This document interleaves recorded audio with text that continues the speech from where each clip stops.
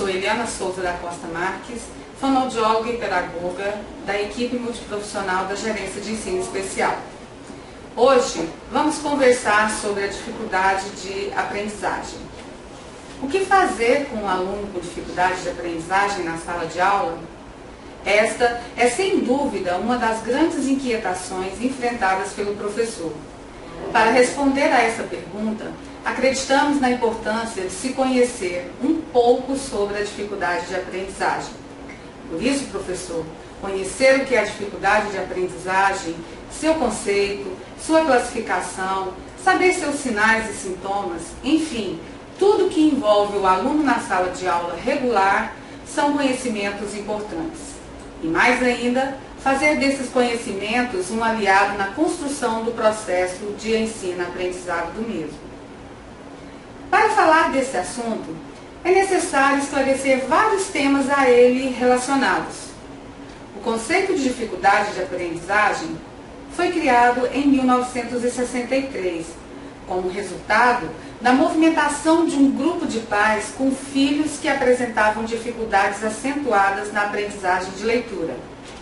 Até hoje, ele é confundido por pais e professores como uma simples desatenção em sala de aula ou desinteresse das crianças.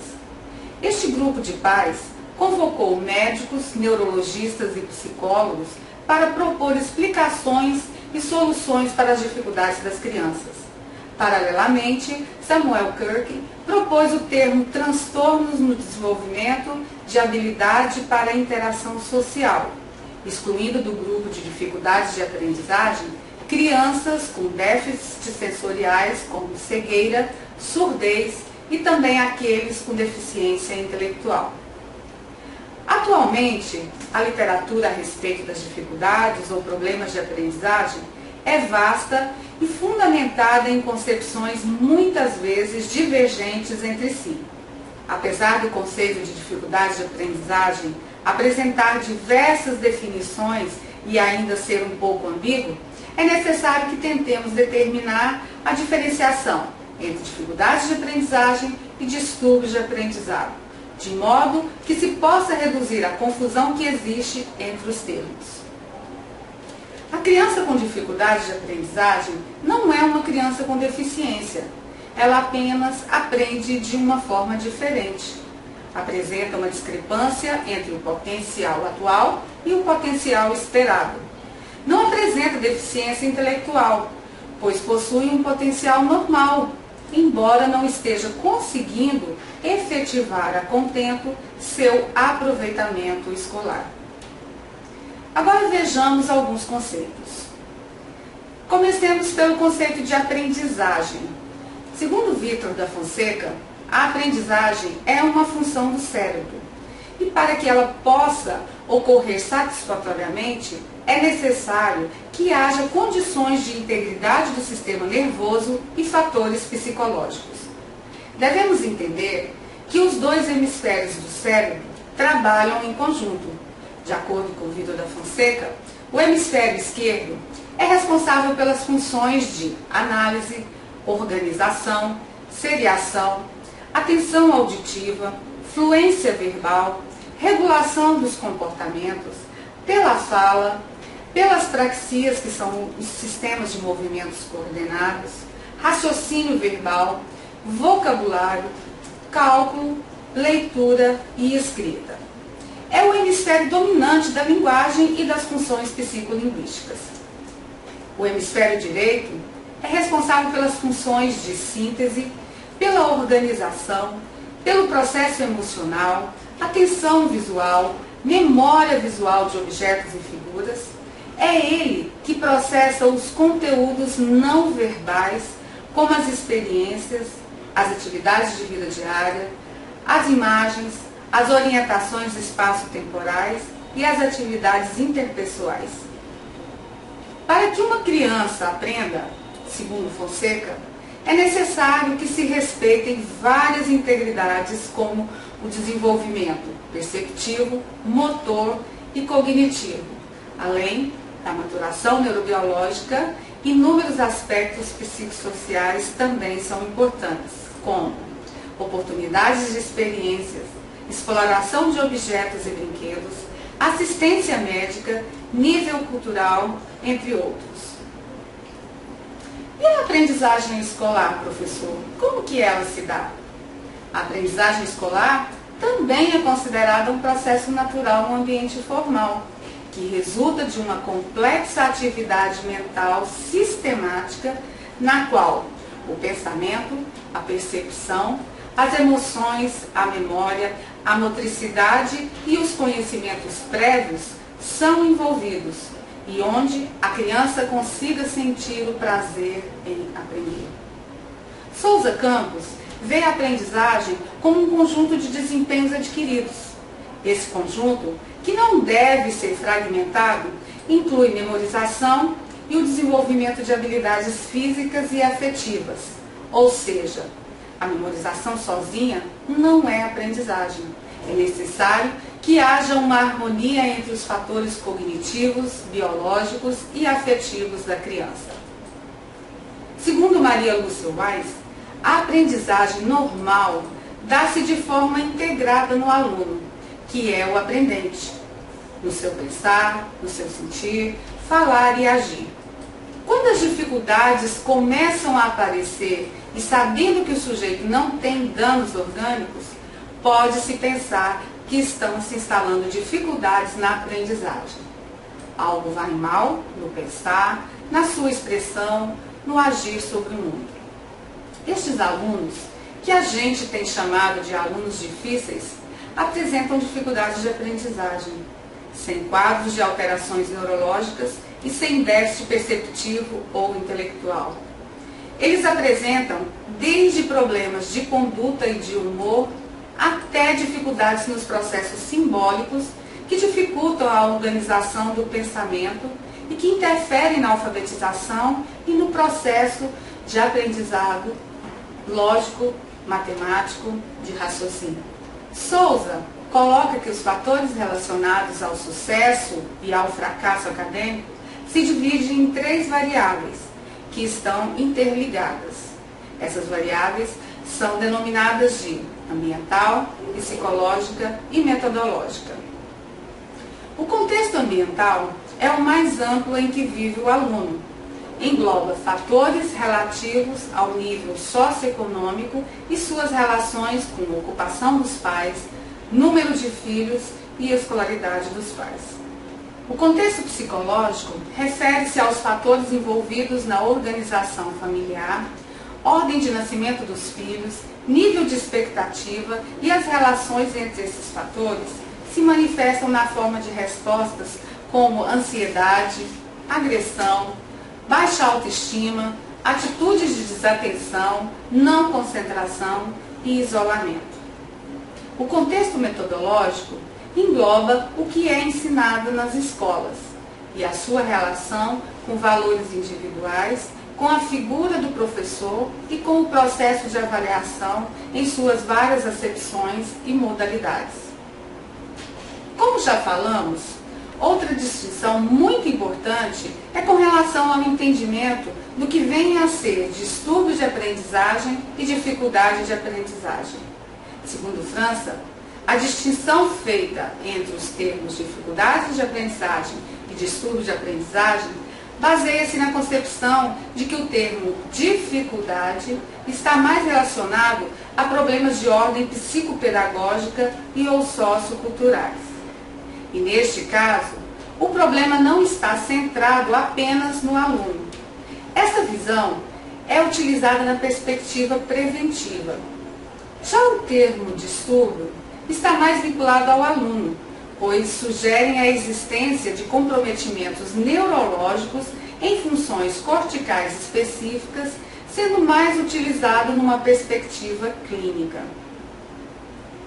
Pesquisas apontam que 40 a 58% das crianças brasileiras que frequentam as primeiras séries apresentam dificuldades escolares. E desse universo, os distúrbios de aprendizagem atingem apenas o percentual de 4 a 5%. Ou seja, no quadro geral das demais alterações apresentadas pelos alunos, a grande maioria pode ser designada como dificuldades de aprendizagem. Contudo, existem diferenças importantes dentro desse universo que temos que saber distinguir enquanto educadores. O distúrbio de aprendizagem tem fator intrínseco à criança, pois é de origem orgânica neurológica. Os distúrbios de aprendizagem mais conhecidos são a dislexia, que é a falha no processamento da habilidade da leitura e da escrita, a disgrafia, que é a falha no traçado da escrita, e a descalculia, que é a dificuldade para lidar com conceitos e símbolos matemáticos. Por sua vez, as dificuldades de aprendizagem têm fator extrínseco à criança, vinculada à procedência pedagógica relacionada com problemas no método, na estrutura de ensino, na adequação escolar e na relação professor-aluno. Além dela, temos as procedências socioeconômicas culturais e procedência ambiental do aluno. Além disso, podem estar presentes fatores transitórios como problemas na saúde física, psicológica e emocional do aluno.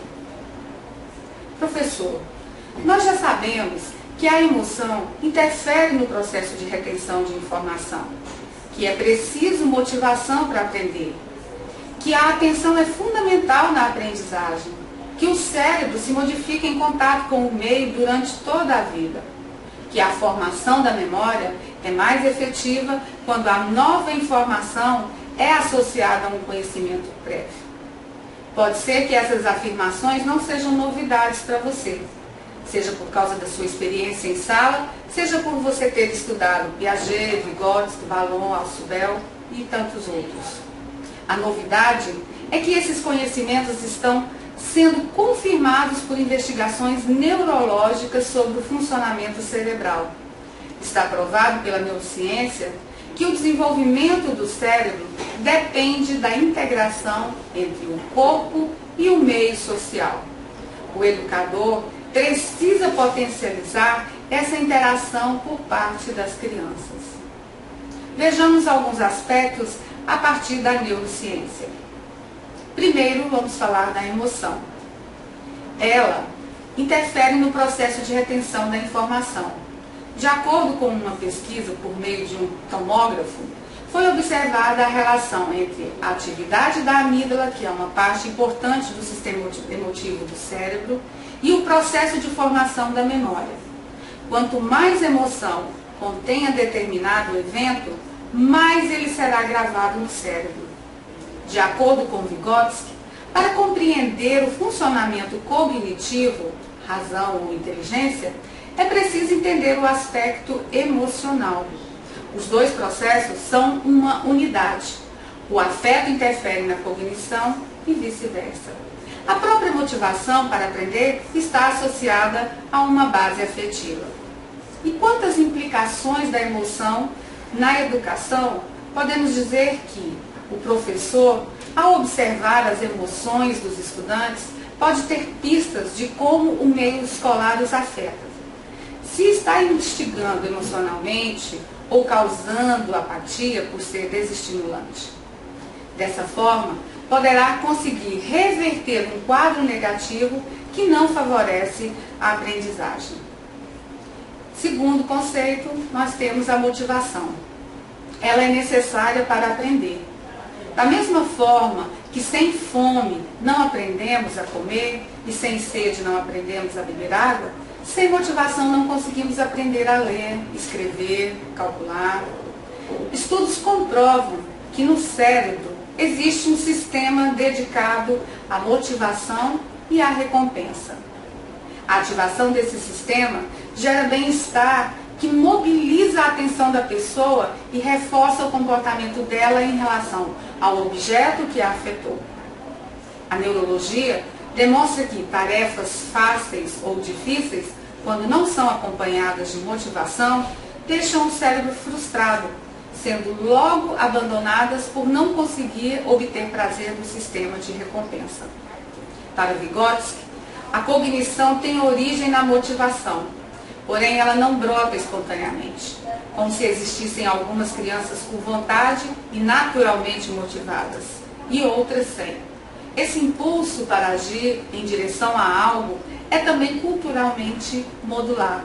O sujeito aprende a direcionar o seu impulso para aquilo que ele queira, como o ato de estudar. E as implicações da motivação na educação? A escola deve ser um espaço que garanta a motivação e não se ocupe em somente transmitir conteúdos. Para que isso ocorra, o professor precisa propor atividade que os alunos tenham condições de realizar e que despertem a curiosidade deles e que os faça avançar. É necessário levá-los a enfrentar desafios, a fazer perguntas e procurar respostas. Em terceiro, temos a atenção. Ela é fundamental para a percepção e para a aprendizagem. Pesquisas comportamentais e neurofisiológicas mostram que o sistema nervoso central só processa aquilo a que está atento. O Instituto de Biociências da USP comprovou que, se o desvio de atenção for significativo, a aquisição de habilidade e a memorização sofrerão prejuízo. Para Vygotsky, no decorrer do processo de desenvolvimento, a atenção passa de automática para dirigida, sendo orientada de forma intencional e estreitamente relacionada com o pensamento. Ou seja, ela sofre influência dos símbolos de um meio cultural, que acaba por orientá-la. Atenção e memória se desenvolvem de modo interdependente, num processo de progressiva intelectualização. As implicações da atenção na educação têm relação ao fato de que a falta de atenção não é sinônimo de indisciplina ou de desinteresse por parte das crianças. Ela pode ser decorrente de um meio desestimulante ou de situações inadequadas à aprendizagem. Para evitar isso, o professor deve focar a interação entre ele, o saber e o aluno, refletindo sobre as atividades propostas e modificando-as se necessário. Em quarto, temos a plasticidade cerebral. O cérebro se modifica em contato com o meio durante toda a vida. No passado, acreditava-se que as sinapses formadas na infância permaneciam imutáveis pelo resto da vida, mas há indícios de que não é assim. A interferência do ambiente no sistema nervoso causa mudanças anatômicas e funcionais no cérebro. Assim, a quantidade de neurônios e as conexões entre eles, as sinapses, mudam dependendo das experiências pelas quais o indivíduo passa. Para Vygotsky, a cognição se constitui pelas experiências sociais e a importância do ambiente nesse enfoque é fundamental. À medida que aprende, a criança e seu cérebro se desenvolvem. A ideia é oposta à da maturação, de acordo com a qual se deve aguardar que ela atinja uma prontidão para poder ensiná-la. É necessária uma intervenção sistemática. As implicações da plasticidade cerebral na educação, na medida em que se percebe que o aluno deve ser ativo em suas aprendizagens, mas cabe ao professor propor, neste momento, orientar, oferecer condições para que ele exerça suas potencialidades. Para isso, deve conhecê-lo bem, assim como o contexto em que vive e a relação dele com a natureza do tema a ser aprendido. Em relação à memória, ela é mais efetiva na associação com o conhecimento já adquirido. A ativação de circuitos ou redes neurais se dá em sua maior parte por associação. Uma rede é ativada por outra e assim sucessivamente. Quanto mais frequentemente isso acontece, mais estáveis e fortes se tornam as conexões sinápticas e mais fácil é a recuperação da memória. Isso se dá por repetição da informação ou de forma mais eficaz, pela associação do novo dado com conhecimentos já desenvolvidos. Podemos simplesmente decorar uma nova informação, mas o registro se tornará mais forte se se procurarmos criar ativamente vínculos e relações daquele conteúdo com o que já está armazenado em nosso arquivo de conhecimentos. Para Vygotsky, uma criança pequena constrói memórias por imagens, associando uma à outra. No decorrer do desenvolvimento, ela passa a fazer essa relação conceitualmente, pela influência e pelo domínio da linguagem, que é o componente cultural mais significativo. Com isso, passa de uma memória apoiada nos sentidos para outra mais escorada na linguagem. Portanto, a memória relacionada com as aprendizagens escolares é uma função psicológica que vai se definindo durante o desenvolvimento. A implicação da memória na educação está relacionada ao fato de que aprender não é somente memorizar informações. É preciso saber relacioná-las, ressignificá-las e refletir sobre elas. É tarefa do professor, então, apresentar bons pontos de ancoragem para que os conteúdos sejam aprendidos e fiquem na memória e dar condições para que o aluno construa sentido sobre o que está vendo em sala de aula. Tanto os professores quanto os pais devem estar atentos e conscientes dos sinais mais frequentes que podem indicar a presença de um problema de aprendizagem, como, por exemplo, dificuldades para entender e seguir tarefas e instruções, dificuldade para lembrar o que alguém acabou de dizer, falta de domínio nos requisitos básicos de leitura, soletração, escrita e ou matemática, pelo que fracassa no trabalho escolar, normalmente é o que é apresentado. Dificuldade para distinguir entre a direita e a esquerda, para identificar palavras. Sua tendência é escrever as letras, palavras ou números ao contrário. Falta de coordenação ao caminhar, fazer esportes ou completar atividades simples, tais como apontar um lápis ou amarrar cordão do sapato. Facilidade para perder ou extraviar seu material escolar, como os livros e os outros artigos escolares. Dificuldade para entender o conceito de tempo, confundido com ontem, com hoje ou amanhã. Irritação ou excitação com facilidade. E detectar essa dificuldade? Como que é possível? As crianças que têm dificuldade de aprendizagem, com frequência, apresentam na leitura relacionado à percepção visual e não em relação à acuidade visual. A criança se aproxima muito do livro, diz palavras em voz alta, substitui, omite e inverte as palavras, pula ou lê a mesma linha 2 vezes, não lê com fluidez, tem pouca compreensão na leitura oral, omite consoantes finais na leitura, pisca em excesso, tem soletração pobre e entre outras coisas que ela pode apresentar. Na escrita, a criança inverte e troca letras maiúsculas, não deixa espaço entre palavras e não escreve em cima das linhas. Pega o lápis desajeitado e não tem definido se é destro ou canhoto. Move e coloca o papel de maneira incorreta, escreve com o dedo, tem um pensamento pouco organizado e uma postura pobre. Quanto ao desempenho auditivo e verbal, a criança apresenta apatia, resfriados, alergia ou asma com frequência. Pronuncia mal as palavras, respira pela boca, depende de outros visualmente e observa o professor de perto. Não pode seguir mais de uma instrução por vez. Em relação às competências matemáticas, o aluno inverte os números, tem dificuldade para saber a hora, pobre compreensão e memória dos números, não responde a dados matemáticos. Em relação ao social e emocional, ela normalmente é uma criança hiperativa ou apática, com baixa autoestima e atenção.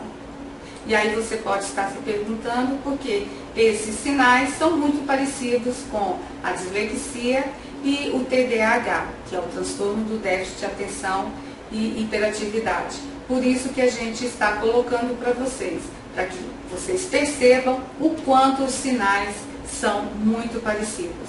Por isso que nas escolas a gente observa muito diagnóstico em relação à dislexia e TDAH e que não são comprovados pela prática clínica, ou seja, pelos médicos. E quanto ao aluno, como ele percebe esses sinais? Normalmente, ao perceber que apresenta dificuldades em sua aprendizagem, muitas vezes começa a apresentar desinteresse, desatenção, irresponsabilidade, agressividade e outras coisas. A dificuldade acarreta sofrimentos e nenhum aluno apresenta baixo rendimento por vontade própria. Existe tratamento para as dificuldades de aprendizagem? Você pode estar se perguntando. Para obter resultados concretos, é preciso ser feito um trabalho em conjunto entre pais, escola e especialistas que deverão estar envolvidos com um único objetivo: ajudar a criança. E é imprescindível que os pais estejam atentos, conheçam seus filhos e conversem frequentemente com eles para que possam detectar quando algo não vai bem. De um modo geral, as crianças com dificuldade de aprendizagem devem ser acompanhadas por uma equipe multiprofissional, com o objetivo principal de ajudar a criança a conseguir maior independência e autonomia possível. É importante que todos busquem ajudar o aluno, a família, a escola e as pessoas envolvidas no processo, sejam elas um fonoaudiólogo, um psicólogo ou um psicopedagogo. Cada um tem o seu papel nessa busca, para auxiliar essa criança a superar essa dificuldade inicialmente encontrada na aprendizagem, independente de sua condição. Bem, professor, você deve estar se perguntando o porquê de tantas informações relacionadas às dificuldades de aprendizagem. Para o educador português Antônio Nova, o professor deve se alimentar das informações que surgem, buscando fontes seguras e não acreditar em fórmulas para a sala de aula criadas sem embasamento científico. Portanto, nossa intenção aqui é a de chamar a sua atenção para as características dos alunos com dificuldades de aprendizagem e vislumbrar as potencialidades dos mesmos. E é nesse sentido que o diagnóstico das condições dos alunos serve como um indicador, um ponto de partida para a compreensão da dualidade, dificuldade, capacidade. Essa discussão, ela deve ser embasada na perspectiva sócio-histórico-cultural, tendo em vista que é a aprendizagem que determina o desenvolvimento. Vygotsky formula o conceito de zona do desenvolvimento proximal para explicar como essa influência entre aprendizagem e desenvolvimento acontece. Para clarear esse conceito, Vygotsky afirma que devemos considerar dois níveis de desenvolvimento. O primeiro, o desenvolvimento efetivo, que é o já realizado, que ele chama de zona de desenvolvimento real e que podemos medir, por exemplo, através de testes psicológicos. O segundo, a zona de desenvolvimento potencial, que é o desenvolvimento que está em vias de se efetivar, ou seja, que ainda não é parte do repertório próprio da criança, mas está voltado para o seu futuro. A ampliação da zona de desenvolvimento potencial ocorre à medida que acontece uma intencionalidade para realizá-la, ou seja, através da aprendizagem.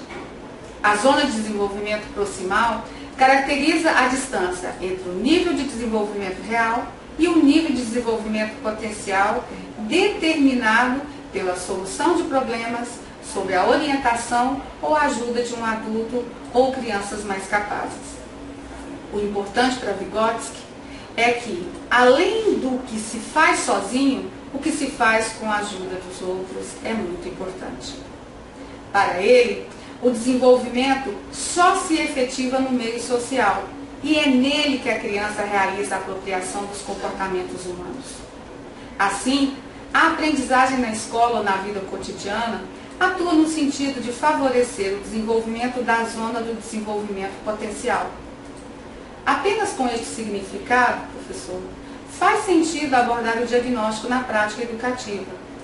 Então, o seu foco deve ser embasado no conhecimento de desenvolvimento do aprendizado típico, ou seja, de desenvolvimento normal, na avaliação dos limites e possibilidades da criança que você acompanha, para que, a partir de então, junto com o conhecimento da história de vida e subjetividade dessa criança, você possa identificar os caminhos a serem trilhados rumo ao máximo desenvolvimento e aprendizado dele.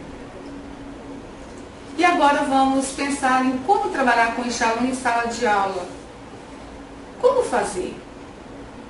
De um modo geral, professor, assim como Souza Campos, entendemos que a aprendizagem envolve a relação do conhecimento com o aluno, com o professor, com o ambiente físico, social, cultural e com a família.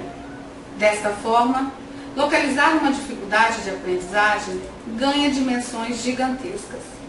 O professor precisa encarar sua sala de aula como um evento único e avaliar seus alunos a partir de suas próprias experiências com elevado rigor e objetividade. Com o objetivo de proporcionar uma educação de qualidade para todos, é necessário analisar adequações a estabelecer e determinar os fatores a reajustar ou modificar para que os alunos ultrapassem as dificuldades que apresentam em determinadas áreas. Como já falamos, alunos com dificuldades de aprendizagem geralmente apresentam desmotivação e incômodo com as tarefas escolares, gerados por um sentimento de incapacidade que o leva à frustração. Neste caso, deve-se valorizar o que o aluno sabe para fortalecer sua autoestima. É fundamental mostrar ao aluno quanto ele é bom em tarefas, nas quais ele tem habilidade, e incentivá-lo a desenvolver outras tarefas, nas quais ele não está produzindo de forma satisfatória, também é muito importante. É preciso que ele sinta segurança e que tenha a atenção necessária. Estes fatores poderão contribuir para que o aluno supere as frustrações. Criar um ambiente adequado para que ele desenvolva o estudo e estabelecer local e limite de horários para a realização das tarefas são dicas muito importantes. É preciso criar desde cedo autonomia e responsabilidade em relação aos estudos. O que não se deve confundir é dificuldade de aprendizagem com falta de vontade de realizar as tarefas. O professor deve ter a consciência da importância de criar vínculos com seus alunos através das atividades cotidianas, construindo e reconstruindo sempre novos vínculos mais fortes e mais positivos. Vejamos algumas dicas de forma didática. Quanto às dificuldades no campo da atenção, o que nós podemos sugerir? Diminuir a distância entre professor e aluno, estabelecer lugares preferenciais longe de fontes de distração, corredores, janelas, sentar o aluno perto de outros que podem funcionar como bons modelos, que nós chamamos de tutores, aumentar o incentivo através do contato físico, colocar uma mão no ombro, fazer um contato visual, atribuir tarefas e realizar de que forma que o aluno possa ficar cada vez mais independente, recompensar ou reforçar positivamente o aluno por um certo número de itens concluídos com a correção dos erros apresentados. Em relação à memória, o que nós podemos dizer enquanto dicas? Ensinar e praticar formas de categorizar e de agrupar informações. Ensinar o aluno a associar terminologia nova e não familiar com palavras já familiares e com idêntico som. Ensinar o aluno a construir frases de apoio usando a primeira letra de cada palavra para representar a informação. Ensinar prática de memorização, que consiste em, oralmente, repetir por várias vezes a informação pretendida. Ensinar o aluno a fazer anotações, elaboração de síntese e esquemas, registros de palavras-chave de estudos. Pedir ao aluno que repita as instruções dadas pelo professor antes de iniciar a tarefa. Permitir o uso de ferramentas de apoio, tais como tabelas e quadros de multiplicar, dispositivos de verificação de ortografia, glossários, dicionários, resumos gramaticais e outros que possam vir ajudar. Em relação à necessidade de adaptações, adequações para as avaliações, é muito importante garantir a entrega ao aluno das folhas de prova ou de testes e atividades que estejam com uma impressão de boa qualidade, que estejam fáceis de ler, com uma linguagem acessível, espaçamento duplo, o tamanho da letra de acordo com o que ele consiga ler, as margens amplas e com qualidade. Evitar exercícios ou avaliações manuscritas é muito importante. Dar instruções claras, usando frases simples e curtas. Um vocabulário simplificado sempre irá ajudar. Usar cor diferente para as instruções ou palavras-chave ou destacá-las de outra forma. Dar a possibilidade da avaliação, se fazer mediante resposta breve, como múltipla escolha, verdadeiro e falso, preencher espaço em branco, fazer correspondências com legendas, apresentar uma lista de palavras entre as quais o aluno deve selecionar a correta para preencher os espaços em branco, conceder tempo adicional para que ele possa realizar o teste. Sempre é bom dar um exemplo dos diferentes tipos de questões que ele poderá encontrar nessas folhas de atividades de avaliação. Dividir essas avaliações e permitir que ele resolva em dias diferentes ou alternados também é muito importante. Permitir que o aluno retome a avaliação oralmente, depois dele ter resolvido essa avaliação por escrito, pois isso poderá melhorar o seu desempenho e fazer com que ele perceba os próprios erros. Realizar frequentemente breves questionários e revisões com exercícios práticos. Normalmente todas essas sugestões, elas fazem parte da avaliação formativa e processual. Ler as questões do teste para que o aluno possa entender. Estimular o sentimento de pertencimento ao professor é muito importante. Alguém acuado jamais vai demonstrar as potencialidades que possui. Tornando o ambiente escolar acolhedor, aceitando a criança como ela é, oferecendo meios para que ela se desenvolva, já é uma garantia de dar certo o trabalho em sala de aula. Tratar o aluno com naturalidade e estimular a sua participação nas atividades é muito importante.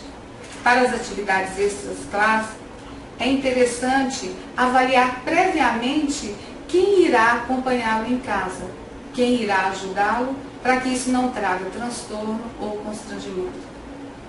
Além destas ações, existem outras áreas que devem ser incentivadas e cultivadas nas escolas voltadas para o processo de aprendizagem.